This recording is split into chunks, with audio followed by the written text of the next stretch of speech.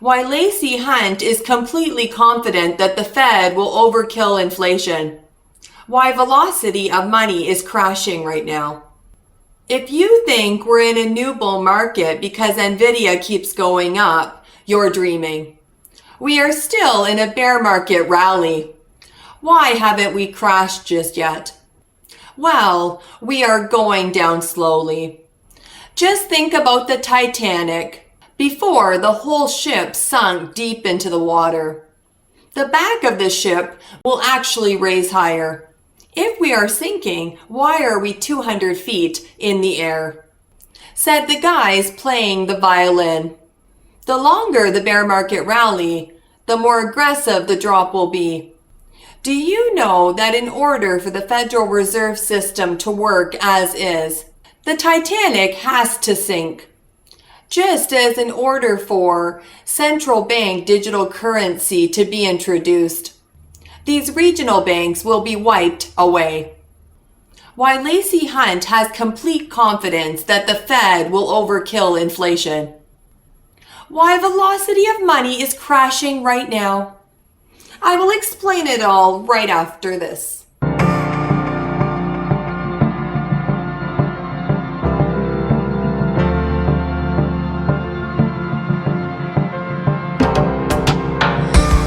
This is my book, Born to Shine. Order your copy today. And here is my client Eazzy's book, Wicked Pussy Perfume. It is a femdom novel and it's about money, the stock market, and stockings. Such an amazing author with such incredible content. Order your copy today. This is my client's collaboration book, Adversity Equals Success. Such an amazing book with such incredible authors.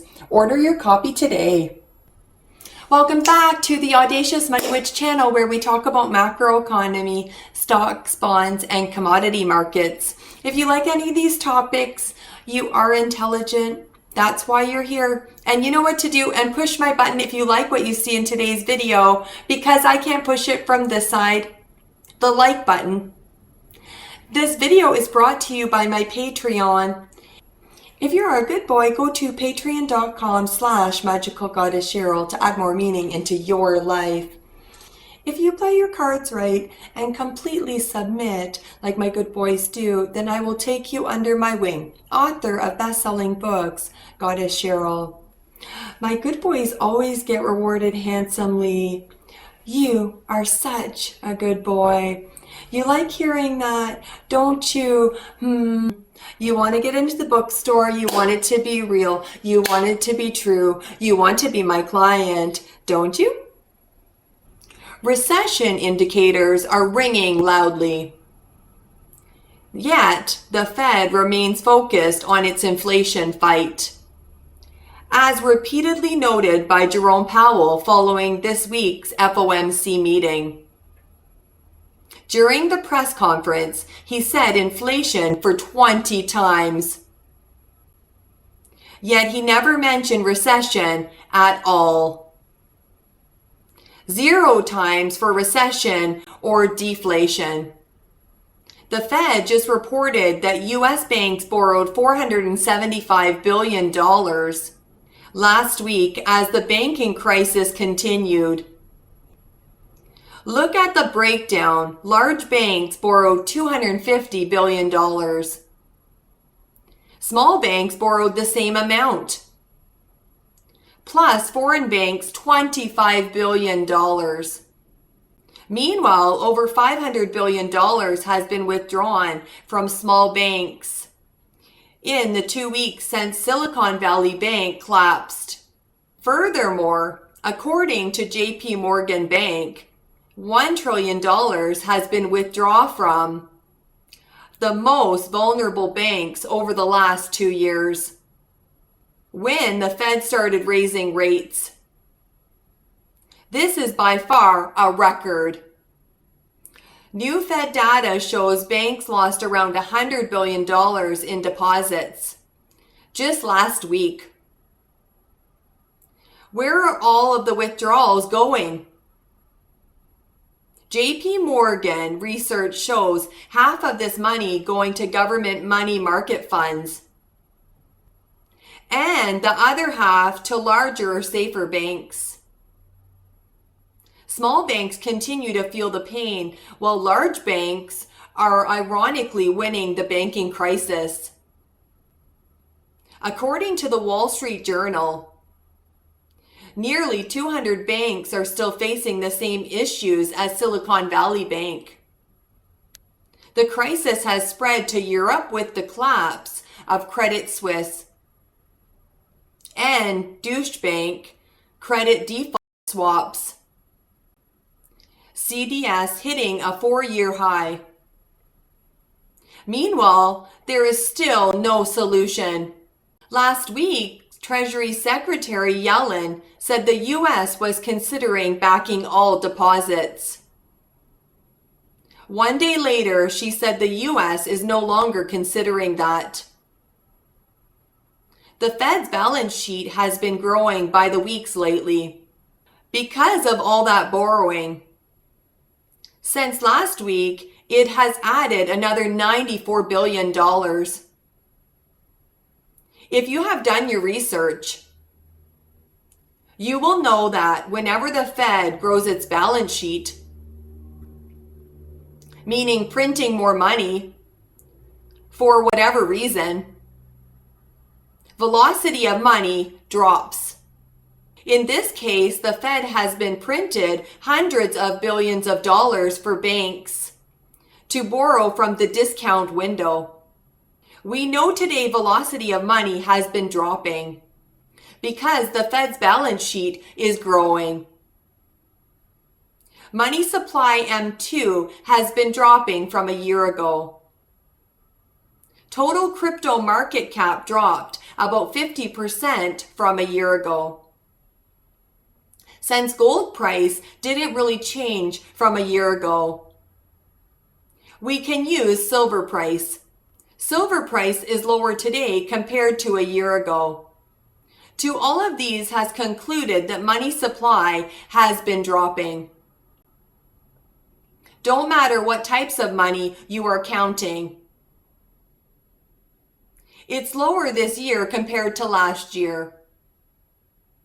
Velocity of money is dropping too.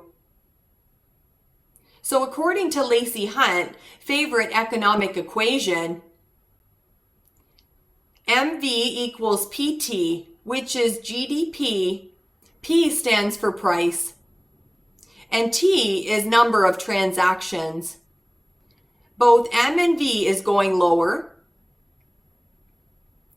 Therefore, GDP is heading lower right now, which is why we are heading towards a recession or deflation crash, because this 5% rate hike shock is slowly making its presence known.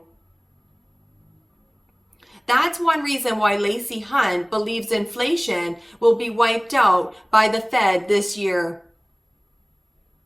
And 2% inflation is not a problem. Powell specifically made 2 critical comments during his press conference. The first was that inflation remains too high and is well above the Fed's 2% goal. The second was that the bank crisis would tighten lending standards, which would have a policy tightening effect on the economy and inflation. As shown, lending conditions have tightened markedly, and such tightening always precedes recessionary slowdowns. While the market is starting to price in just one additional rate hike by the Fed, the lag effect of rate hikes remains the most significant risk. The problem for the Fed is that the economy still shows plenty of strength. From recent employment numbers to retail sales. However, much of this strength is an illusion from the pull forward of consumption following the massive fiscal and monetary injections into the economy. As shown, M2, a measure of monetary liquidity, is still highly elevated as a percentage of GDP. This sheep in the python is still processing through the economic system. The problem is that the Federal Reserve and the government fail to grasp that monetary and fiscal policy is deflationary when debt is required to fund it. The velocity of money is important for measuring the rate at which money in circulation is used for purchasing goods and services. Velocity is useful in gauging the health and vitality of the economy. High money velocity is usually associated with a healthy, expanding economy. Low money velocity is usually associated with recessions and contractions. With each monetary policy intervention, meaning when Fed go burr, the velocity of money has slowed along with the breadth and strength of economic activity. While in theory, printing money should lead to increased economic activity and inflation, such has not been the case. Many recession indicators are ringing alarm bells, from inverted yield curves to various manufacturing and production indexes. A rally in the U.S. bonds Friday pulled widely watched Treasury yields to 6-month lows. With traders ramping up bets, the Federal Reserve is on the cusp of ending its most aggressive rate hike cycle in decades. The 2-year Treasury yield, which is highly sensitive to views on U.S. monetary policy, sank 22 basis points to 3.598%, hitting levels not seen since mid-September. The 10-year yield, a gauge of repayment cost for consumer loans and other debt, fell 10 basis points to 3.298%, also driving to areas last seen in September. Prices and yields move inversely. The yields extended this week's slide into Friday's session with nerves frayed by ongoing worries about banking system stability. While the Fed is hiking rates due to inflationary concerns, the real risk becomes deflation when something breaks. And it is breaking as we speak. Jim Cramer says Deutsche Bank is very profitable and doing well. We all know what that means. Inverse Cramer wins the show. German lender Deutsche Bank shares dropped sharply Friday among signs, and more traders believe it will default on its debt. Its U.S. listed shares fell 7% to around $9 shortly after the opening bell. The losses came after credit default swaps linked to Deutsche Bank's bonds spiked to 173 basis points Thursday. It's their largest one-day rise on record. Credit default swaps are a form of insurance against issuers not making scheduled payments on their debt, and the spike pushed the cost of this insurance up.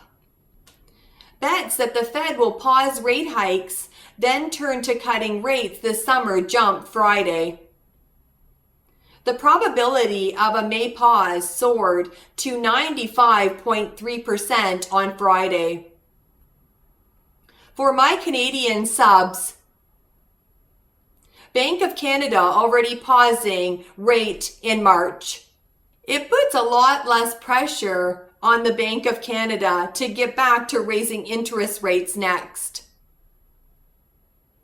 because the Fed looks like it's pretty close to a pause as well. However, the risk is on a deflation side. Just as Michael Burry said, real price discovery is coming in months.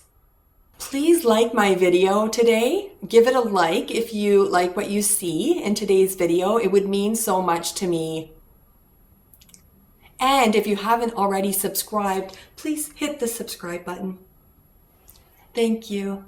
You are such a good boy for watching my video right till the end. Bye.